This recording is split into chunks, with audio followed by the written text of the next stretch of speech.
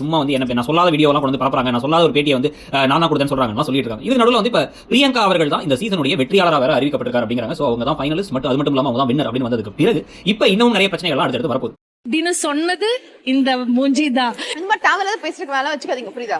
மணிமேகலை நீங்க பேசுறது டிஸ்டர்ப் ஆகுதுங்க. எதுக்கு நீங்க கத்தி கத்தி பேசிட்டு இருக்கீங்க? நம்ம சொல்றோம்ல முடிச்சிடறோம்னு சொல்லிட்டு, புரியுதா? நீனும் சொல்றதுக்கு சரி வா பாக்கலாம் வா.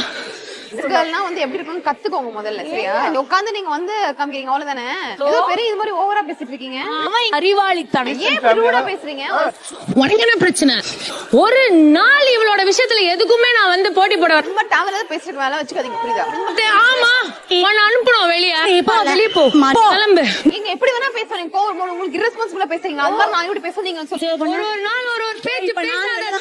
யார் வெளியே போறா பாப்பா? உங்களுக்கு வெட்டியா இருக்கீங்க, வேற எங்கயாவது நில்லுங்க. தேவையில்லாம டிஸ்டர்ப் பண்ணிட்டு இருக்காதீங்க. உங்களுக்கு ஃப்ரீ செஷன் தேவையில்ல, உங்க வீட்டோட நிறுத்திக்கோங்க. இது எங்களுக்கு தெரியும். ஒண்ணு தேவையில்ல, நீங்க இல்லன்னா மட்டும் தான் நான் எடுப்பேன். ஆனா எங்கேயோ போய் தொலைங்க.